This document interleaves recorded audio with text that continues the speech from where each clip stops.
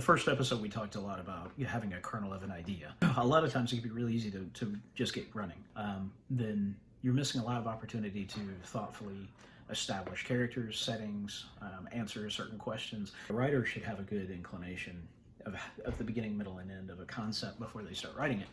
I have to start with a few questions. So the first thing, okay, the kernel of the idea that I had was, okay, it was originally called Just Another Fat Guy.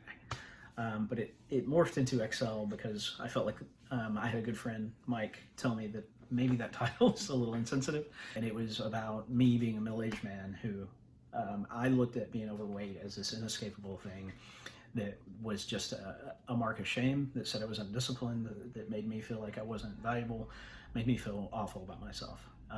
And that was a big frustrating deal. Every time something negative came up about myself, I would be like, well, it just goes to show you I'm not disciplined in all these different areas. And for me, weight was something that it just had way more impact than it should have. I really am frustrated at myself for feeling that way in the past, but I think a lot of people do. So I started with the concept of an everyday person getting powers, because superheroes they look like models. They're beautiful. They're chiseled, and they have no problem wearing shorts, and you know what I mean? It's just an unrealistic kind of crazy thing. I thought it'd be really interesting to have a hero who was a normal person. So Just Another Fat Guy was the original idea. It actually started as a science fiction concept, and that actually plays into one of the reasons that I'm even doing this video, fleshing out the concept, because writing Excel as a science fiction story is it's a symptom of a problem that I can run into, and that's, okay, I just get writing straight from that first idea. So I'm going to share the critical questions that I use to shift from writing as I go to having a really clean plan for a story that I'm excited about. Okay, so you have this very basic outline concept of a character in a kernel of a situation. Okay, so the first question I ask myself is, okay, I have this cool idea. Why do I like it? What am I trying to say with it? Okay, when it was called Just Another Fat Guy, the reason that I liked that idea was it was my way of saying, yeah, this is who I am. It's not as big a deal as I make it. You know what I mean? I could be pretty exceptional too. So the theme, what does that really get down to? I was like, okay, why do I feel this way about my weight? And then 2016 happened and knocked the crap out of me for a lot of different reasons. A lot of really big situations happened and impacted me in a way that really hurt. Just the acceptance that there are things that happen in life that we have no control over. And think about that, because we grow up in a society with insurance, every type of insurance. You wreck your car and it can be fixed, it can be replaced. You break an arm and it can be set. But the older you get, you start to run into situations that can't be reconciled. And so for me, that's what weight was indicative of. It's like, I knew I could fix it, but a part of me felt like it was a permanent part of who I was. It was intrinsic to who I was, and I may as well accept it. So the theme that I wanted to address with the story became mortality. What does that mean to me?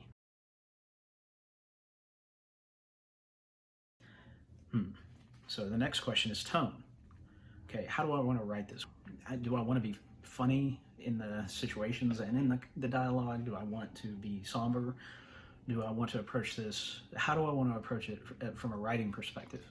The type of art that is used to execute a story is an aspect of the writing. It's a lot like the difference between a book and a film. With a film, what if you have a tremendous bit of dialogue, but the visual has vibrant colors that contradicts like the somber tone of what they're saying? What if the actor is delivering lines differently? So it's art in a comic book has a tremendous impact on the writing. So they're very closely related. So what kind of visual style do I want for this story? Well, I know things about the way that I draw and things that I enjoy and that I've intentionally woven into my style. I really like heavy textures. I like a lot of line work. The inescapable aspect of what I want to say really plays into a dark kind of approach. Have a little bit of grit to it without being monumentally sad. And one other thing that I wanted to bring to the writing is I do want a light touch, like a comedic aspect. Not in the fact that what's happening is funny, but in the fact that the people it's happening to are funny. They accept things the way real people do. Sometimes when something rough is going on, the only thing you can do is make a joke about it. So that's kind of the approach I want to take as far as the tone. And then tone for me led into the genre. By the time I got here, I really felt like horror was the coolest way to go. I love monsters. That goes back to evaluating the visual style. What kind of drawing do I want to do? Jagged and armored and vicious looking. And horror has the ability to up the stakes, that inescapable aspect of it. In horror stories, frequently there's something that can't be undone that you really wish you could. That permanence is what makes it so scary. And also it makes a steep price very possible because of that. And then lastly, acceptance of the terrible is something else I wrote. Typically, a lot of times in horror stories, the terrible things happen, and the hero or the protagonist has to accept the new terrible reality. That's kind of beautiful if it's done right, and it's really on point with what I want to say. Look at all the stuff we've decided. You know what I mean?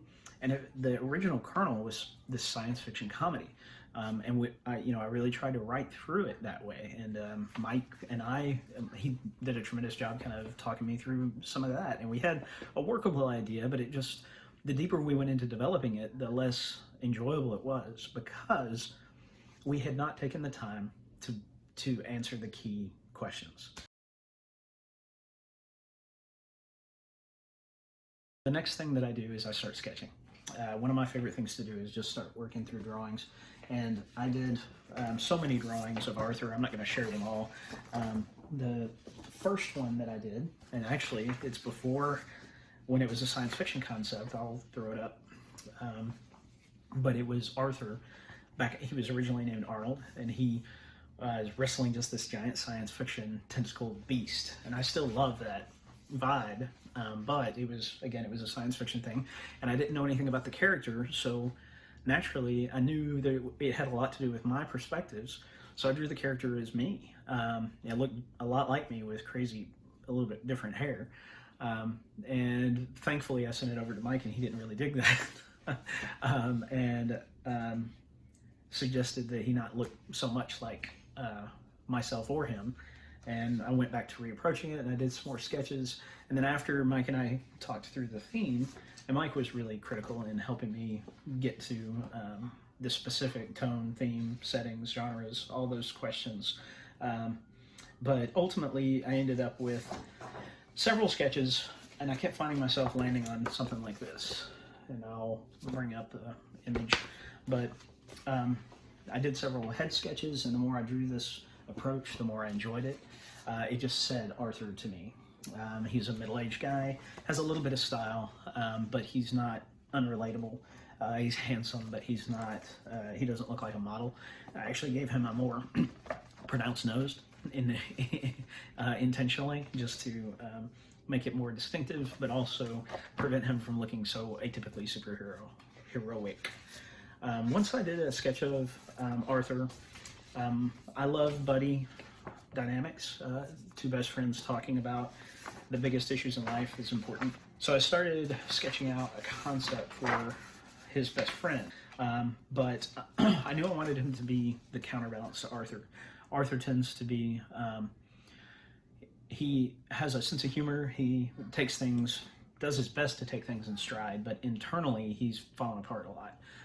Even though he's making jokes. But this other side to him is Chris, who is just a much more analytically minded person who doesn't have a lot of deep relationships. He doesn't wear his emotions on his sleeve. He's a little more introverted, or a lot more introverted. He's much more, I hate to say type A, because in my mind their house would be a mess. So I started sketching Chris, and I put them together side by side, and I really love the way that they kind of looked next to each other. I thought that was a cool dynamic. So I had the two main characters, and then I got to do that's so much fun building those characters. But then I got to create this the language for the beasts, and when I say language, I mean the visual language. Like, okay, what kind of textures? What kind of shapes go into these monsters? What are the rules do I want to set up for the visuals? And then I just started sketching and had so much fun. These tentacles and this kind of chitinous armor just started becoming very, very prevalent. I also experimented with like having Arthur's scarring or healing look like scarring, like from a fire. So I did a couple of sketches in that vein. There was I drew this hooded figure. I wasn't sure at the time who he was going to be, but that single drawing really informed the visual style of the story, and everything just started clicking for me. And then I just kept drawing beasts, like this guy who I really liked a lot of the textures and a lot of the kind of visuals that I put into that. So in the next video, I'll cover how to outline a story, or how I outline a story. And once the outlining is done, then we'll get into actually scripting and some of the things that I do when writing a script. And then we'll just kind of go from there. But thanks so much. If you have any questions about this stage in the development process, fleshing out a concept, comment below or just reach out to me. This is less this channel is more about me enjoying myself and reaching back out and connecting to the comic book community, because I have never really been good at networking. I'm more an introvert than I seem, but I really love comics and I really want to be more involved. And hopefully this is an opportunity to talk more about that with people who have the same interests. So anyway, if any of you guys have questions about this stage in the development process or any other stage that I can be helpful with, I'd love to talk about it. I'm not the be-all end-all, but I can share what I know. Anyway, I'll end with this last piece of concept art. This was the original, or this is the mood board from last episode, but it kind of speaks into what I'm trying to do. Thanks.